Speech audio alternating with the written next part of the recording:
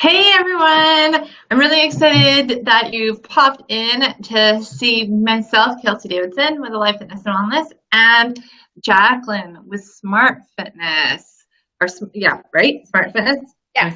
Okay. I want to make sure I had that all right. Sorry about that. And so I'm really excited. Like I said, this summer is all about educating and empowering you to make the best decisions for your life, well, for your health and your lifestyle. So, with that in mind, I know that there are so many different realms of fitness, but I'm not the jack of all trades, and that's why I love to bring on experts like Jaclyn, that is the obstacle course expert, to share with you how you can prevent getting hurt like I did. I ended up with a stress fracture in my foot, which sucked as a personal trainer and fitness instructor for one summer back when we had the floods, like 2013. Um, she can show you that, some exercises. She's going to share with you a lot of different experiences. Um, and yeah, if you have any questions, I really welcome them. Just type it in the comments and we will ask away. So, Jaclyn, please introduce yourself and how you got involved with obstacle course training. Great. Thanks, Kelsey. So my name's Jaclyn. I'm the owner of Smart Fit Personal Training. I started obstacle course racing in 2014. I don't really know. I kind of got into it just as a fluke. I had a client at boot camp. I was teaching boot camps, and she ran the Spartan Race. And my best friend said to me that winter, we should try that Spartan Race thing. And I was like, no. And then we decided to do it. We had no idea what to expect. Yeah. And it was crazy and it was so fun. And we just felt like so empowered and strong. And we just wanted to do more of them. So for people who don't know, obstacle course racing is a race, like a 5K race, usually, sometimes they're longer, with obstacles. So things like walls and mud and barbed wire. And it all depends on which race you do, what obstacles you have and how much mud there is. And some of them are on mountains, some of them are on trails. So they're very different and they're fun and they're challenging. And I like the fact that it gives you something different to train for instead of just your typical go to the gym, lift some weights, look at the scale. Like it's just takes you away from that whole, trying to get fit just for a number. Like you have different goals and you get stronger than you think that you can, really. Like you're stronger mentally and physically than you think you are when you try something like that. So yeah, so I've been doing them for this will be my third 2014, fourth summer, I guess, running them. Yeah, so anyway, I just really love them, and they can be very intimidating, which is why I think a lot of women don't want to try one, or they want to try one, but they don't know how to train for one. Yeah, and like I know personally, my first race was a Spartan race. Like literally, my friend called me up 3 days beforehand. They had someone drop out. They needed someone to come in. I was like, yeah, sure. That's also how I got hurt because I didn't train for it, right? Like I was in really great fitness shape, but I wasn't prepared for that. So, it's like going and running a marathon. Your muscles are still going to be exhausted.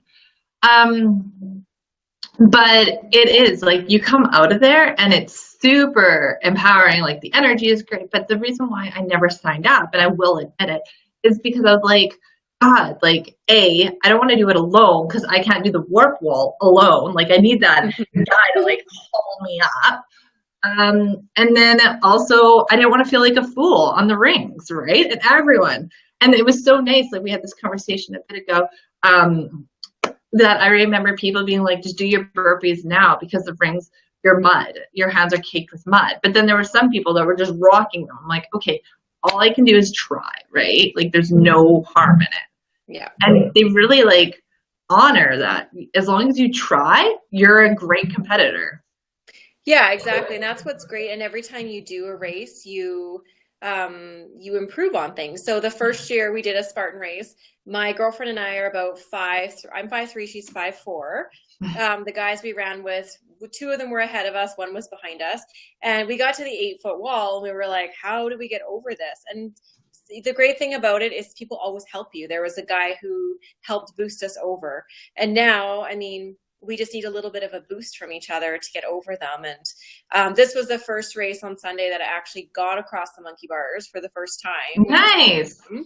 Yeah, and I've gotten up the rope at every race this year. This one was a lot taller. But I mean, you still like, so you want to be prepared, but you have to also be prepared, like you said, for you could get an injury. Like it's unfortunately a risk. I sustained an injury at 2 of my races this year, and it's not because I didn't train well. It was just like freaky little things. I tripped over a big boulder in the water. So yeah. So, and then I mean on Sunday it was just muscle tightness and things that it's hard to fix, right? So, yeah. But I mean, if you do train correctly, yeah, you feel much more prepared, and you feel like, yeah, you can go in and try everything. And a friend of mine said to me, she did her first race Saturday, and she said, one thing I did was I was like, I can do it. I believed I could do certain obstacles, and some of them she did really well on, and some of them she tried and she maybe fell off of it, but she did her burpees, she moved on, but she tried, and she believed that she could at least try it, right? And if she didn't make it, that's okay. So no big deal. And like I said, people will always help you. I've always had people pull me out of mud and like encourage you when you feel like you're like, oh my God, another kilometer to go. Yeah. So it's good. Yeah, they're great environments. And I think that's always like the scary of the unknown. Because I remember when I first started running too, I was like, what happens if I'm dead last, right? And I'll always remember my very first race. It was the mayor's race when Linda Brown started it up. Not Linda Brown, Linda Bruce, sorry. Started it up.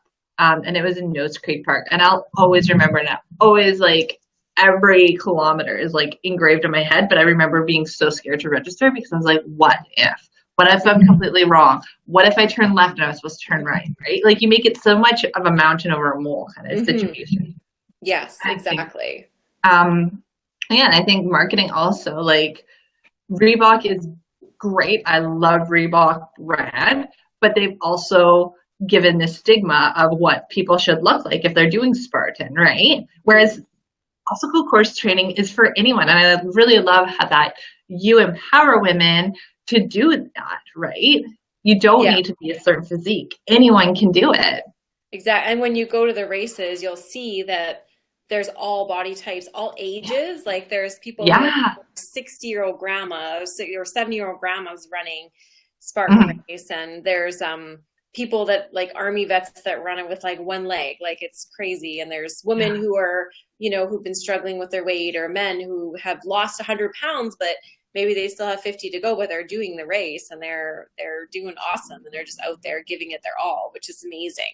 And I think too, there's Spartan, but there's also like Mud Hero, and there's ones that aren't as intense, which I usually recommend people will start with, because Spartan is it's kind of like the top with Tough Mudder, the hardest ones, right? And then you've got like Foam Fest. I do that with my 12-year-old daughter, and she has so much fun. And there's Rugged Maniac, which is more of a fun run. You don't have to do burpees, and so I love Rugged. And there's so many new ones, which is great. All right. So what would you say is kind of like the top few exercises you would suggest, or muscle groups you would suggest strength training if someone was to do an obstacle course? Because that's going to be complete. Yeah. So I would definitely say one everybody hates, which is tricep push-ups, because push-ups are great, but tricep push-ups are even better, because when you get on top of a wall, even if you have a boost, you still have to push yourself up and then get your leg over top. So having that strength to put your hands right under your shoulders and be able to push up is huge. Also, I find when you do them enough from your knees and then you get up to your toes, your core gets a lot stronger, which is another huge muscle that you want to improve, especially for women, because I find our triceps tend to be weak and our core strength we tend to struggle with. So tricep push-ups for sure. And then for grip, so working on your hands, I always suggest like bar hangs, like from monkey bars or like a pull-up bar. And you want to get so you can engage your back muscles, so you're not just feeling like your shoulders are ripping out of the sockets when you're hanging there. And that also helps train your hands, because the more calloused your hands are, the less they're going to hurt when you, I mean, and you can wear gloves, but gloves get wet and they get slippery. So my girlfriend actually started taking her gloves off at the monkey bars, and she's now getting across instead of falling off the monkey bar. Nice. What's the other one? The other one would be definitely planks. So working on your core, the deeper core muscles, but also putting everything together with running. So not just running and not just strength training, but doing them together, because when you're at a race, you're running and then you're hitting a strength obstacle and then you're running again. So you're tired. So doing like a rope climb at the gym is great, but doing it when you're completely gassed is totally different. So getting kind of trying to have that environment when you're training so that you can feel a bit more like ready for that race environment. Yeah.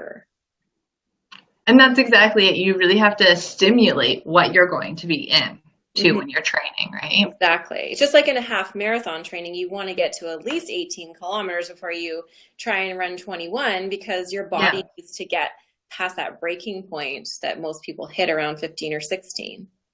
I'm still working on getting back. I shit myself when training stopped at like 32 kilometers when I trained for a marathon. And I was like, no, I'm just going to run. And my training partner was like, no, you got to respect the training. And like I was cursing at 38 kilometers. I'm like, why did I run this far? But I wouldn't have been able to keep training, right? Like it would have. But it is true. One great thing I learned, because I did a lot of training with Peter Twist, he's a sports and conditioning guy, and he works a lot with the teams out west in BC, so Vancouver Canucks, BC Lions, Whitecaps. But what he would do is do like ladder work like you would do in high school, basically, and what we do in circuit training, boot camps.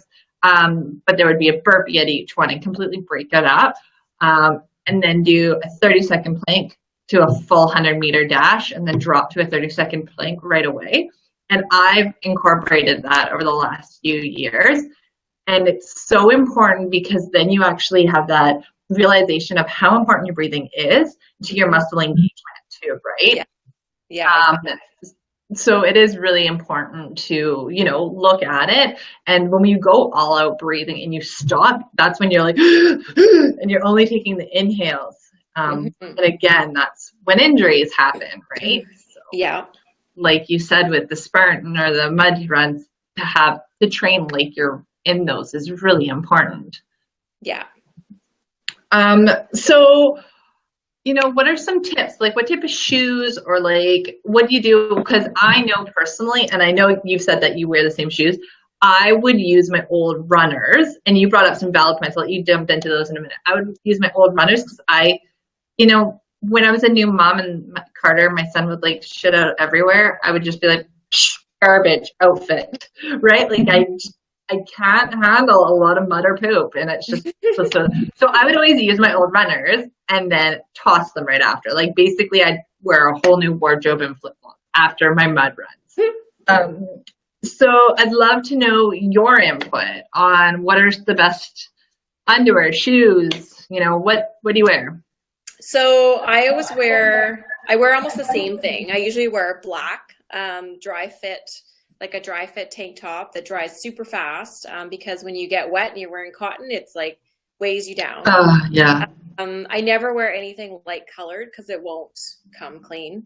I always wear black crops, and I usually wear something like I wear like the Lulu keep the pace tights that are a little bit of compression, but then they dry fast too, and they're long. They're like on me, they cover almost my whole leg, so they give me lots of coverage from like the rocks and stuff on the ground and going over walls. I'm not going to get splinters in my thighs and stuff like that. I never thought of that. They also saved me on a rope when there's a Tyrolean traverse that you hang under, and it saved me from getting rope burn on the weekend. And same thing with my with the rope climbs. So I always wear something that's not loose, that doesn't have big pockets, that won't fill up with mud, because they'll just pull your pants right down. And then I wear like Under Armour quick dry underwear. Like I just find that's easiest. And I wear a sports bra. Quick dry is the key, hey? Yeah, that isn't white. And everything I find, if I spray it down when I get home with the hose and I throw it in the wash, I find it comes clean usually pretty quickly. And shoes, like I wore crappy shoes to my first Spartan and I slid down most of the hills. I had to get pulled up most of them by somebody at the top. I grabbed rose bushes at one point because that was all I could grab onto. So I ended up investing in trail running shoes. Like I wear Solomon Speed Crosses. I just like the comfort of them. And then Reebok makes an actual Spartan racing shoe, which my girlfriend likes. But they have the nice grips on the bottom, and then you don't fall in the mud. They have better grip on the hills. You just feel more secure, especially on those down and up hills. And they come really clean. I spray them down and then I let them dry with like newspaper, and then I vacuum them out if there's any leftover dirt. Depending on the race too, if you run like Mud Hero, if you wear shoes that aren't tight enough, they're going to get sucked off your feet. My son lost his shoe. That was fun. We saw a lot of people walking in bare feet or with one shoe last year. So definitely like shoes that have good like tight laces too. So like I said, I always wear like a decent shoe. I find too, because I trip a lot, I find that keeps me more stable, and then I tend to not get injured just from tripping. And then always wear like sunglasses that you're okay if you lose them. Like don't wear your $100 Ray-Bans or whatever, and I wear sunglasses because I wear contacts. So they always say don't wear sunglasses, but for me it's not an option. Like if I get mud in my eye, there goes the contacts. So I wear them every single race. I've lost them once at Mud Hero. I lost them going down a slide. But and then pretty much like I said, quick dry. And then for after the race, I always wear just a normal bra, because getting a sports bra when you're wet and sticky is so hard to get on over your head. So throw that on with your t-shirt and some loose fitting crops and flip-flops, and you're usually good to go. So but no, I always find like quick dry, something that's tighter is really the best for me anyway. Cool. Awesome. Those are huge tips. Nice work. Because I definitely did not do that in all of the raw. But usually they were like fun, like group things, right? And it's true. Like the only thing the cotton saved me on is I hate when my teeth are dirty. And so at least I could like brush my teeth throughout it, because so literally like I'd see a white patch on like one of my friend's shirt and I'd run and then like scrub my teeth. I'd be like, oh, I just can't handle that. But it's one of those things, right? Awesome. So I know that you also have an online program that you do to support a lot of women too, with their obstacle course training. Do you mind sharing that with us a little bit? And then the girls can have your information if they want to reach out for later. So I have an 8-week online program. So it's a race training program. I'm in the process of just making it so you can sign up whenever, and you get access to the whole program. So you go through it at your own pace. So if you are like 16 weeks out from your race, then you take it and you work with it at your fitness level. And then I would help people like kind of figure out the last few weeks that they would want to do and how to change that for their training.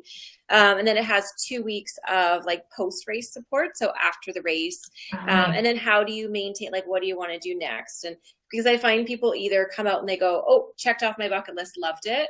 Or they go, okay, I want to do more. Or they're like, I really like the running. I think I want to run a half marathon or a 10K or something like that. So then kind of taking that and figuring out what you want to do so that you don't go back to just sitting on the couch or not setting new goals. Like I find that's really important. And as moms, we tend to get so caught up in what our kids are doing in their lives, and we forget, okay, I need to make new goals for myself. And it's important for them to see that too, right? Because then they see that you're working hard towards something. So it's an 8-week program. And then I have a Facebook group that I post tips in, and I post different things about training and races, and people can ask questions. There's people in there who are running races. There's people who haven't or who want to, and people that have run them for years or have never run one yet. So that's awesome. Nice community of it then too, right? Yeah, it's nice because sometimes I find some of the groups are really focused on like the elite racers. So people that want to win, which is awesome, but like that's not me. Like I just like to go. I like to have fun. I like to challenge myself, and I'm not out to like be super competitive. I just like to compete with myself really and see if I can do better than I did in my last race. Yeah. And that's what it's all about. Like it's an individual sport that you are out there to challenge yourself and work within, right? And sometimes it's mental, sometimes it's the physical. Hmm. Yeah, the So mental it is, challenge is huge. Like I find that's something with training, the mental. So in my training program, I include that. How do you mentally prepare for your race? Because it's very different than just running a 5K road race. And you're mhm. going to come upon times when you're like, why am I doing this? Why did I pay money to even be here? And Yeah. it's like fighting through that, getting past The stupid hamburger hill in Mud it. Hero, like that, you just, every year, I'm just like, why? Why do I want to do this? Right? But then you turn the corner and you get to do like all different obstacles and you're like, oh, this is where I want to do it. Yes. Right? But that Yeah, hill is killer and it's it is. long enough that you have a lot of time to think. Because Yeah. you just finished an obstacle course, your group might be staggered, and you're just like staring at the ground and being like, let's get off this mother trucker hill. Yes. Very true. So what do you do in off season? We'll finish off with off season and see what do you do in off season? So in the off season, I mean, depending on where you live, your off season could be winter or it could be you could hardly have one. In the States, they run races pretty much almost year round, just because so the weather's different. So what I would say in off season is I work on my homework. So when I finish a race, I take away homework. Last year it was working on my grip so that I could get up the rope and across the monkey bars. This year I really want to work on getting better at pull-ups so I can get over the walls a little bit easier by myself. So I work on all of the strength stuff on off season, and then I still continue running to get my endurance. And then I start putting them all together in the spring once the weather, depending on the weather in the winter. And, it's Canada. Sometimes Yeah. you can run outside, sometimes you can't. So, yeah. That's a really, really great. Yeah, and it's nice to switch it up a little too, right? And incorporate more strength. And I think strength is really important to do in those winter months as as humans are normally more hibernation and inside. And it's not just in Canada, it's like the whole evolution, right? Like it's how our bodies work. And that's where I feel like the strength is the most optimal as well. Totally. Yeah. So Becky has this question. I have a question. What to eat before race day? That's a really good one because I know my go-to for like any type of run, it's like oatmeal, blueberry water, lemon water, right? Like, I think the biggest thing is don't eat anything new. So eat something that agrees with your stomach. Don't eat something that, and I find too, even the night before, eat something that's more quicker digesting. Yeah. So I feel depends on my race. Sometimes I'm really, really nervous. When we ran the Beast in Montana, we could barely eat like a banana and half a bagel because we were so nervous about the race. Yeah. Like Sunday morning, I felt really good about the super. So I ate my usual breakfast, which is oatmeal, some frozen blueberries, some almond milk, and like a couple extra glasses of water. And then I always try to have my coffee like at least 2 to 3 hours before. Well, more than that, like 3 to 4 hours before my race, because I tend to go pee when I drink too much coffee. So Yeah. I like it for that little boost in the morning, but I definitely try to get more water in the morning. And yeah, so pretty much like, I mean, I would say like eat your go-to breakfast when you do a workout in the morning, like what you typically would eat. Don't eat, and I always find too, the more food you eat in the couple days before your race, you're usually pretty good. So if you have a really good supper 2 nights before, maybe some, like my girlfriend loves white rice. She's a nutritionist. She always says it's a fast digesting carb, switch from brown to white like the night before your race, get those fast, those sugars in your body. And she has like a big plate of veggies, and I think she has a little bit of protein, but something that she can digest well. And I do the same. I'll eat like maybe some pasta, but it's something that I know won't upset my stomach. Like I won't go have like pizza the night before a race that I know is going to just kind of sit there and feel greasy. I might have that the night after the race. See, and like with every half marathon, I usually either have like a chicken, rice, and broccoli, like one of those like really plain but super like high converting protein meals. not so much the carb load. But like 2 nights before, I usually have a pizza. Yeah. And like my girlfriend, when I ran the marathon, she was like, we have to eat my pizza the night before. I'm like, what? She was like, yeah, we have to get it. And it's like white. We're not getting whole wheat. We're not getting thin crust. We're getting it all. And then she also packed her homemade chocolate chip pancakes because we did the race in Coeur d'Alene, like Idaho. So that was her thing. And I packed my oatmeal and my blueberries too. And I like oatmeal because it gives you the protein and it gives you like the longer digesting carbohydrates. So in 2 hours, they're still working with you, right? Yeah, exactly. Especially if you are nervous, like when you know, like I said, I always tell people, make sure you're drinking lots of water, especially because it is, right, like for Saturday for Rugged Maniac, it's so hot. So like, and then make sure you're eating lots of, like, I like to eat my race, make sure I'm fueling well so that if I'm nervous on race morning and I can't eat that much, I still have a lot in my body. And I usually try to eat my breakfast at least 3 hours before. I don't want to like eat it and then go race like half an hour later. Like I find that's too much, but maybe if I like and it also doesn't give your food enough time to convert to energy. Yeah. Awesome. Well, I hope everyone has got their questions. Please let us know if you have any more questions. Jaclyn will post her link in this.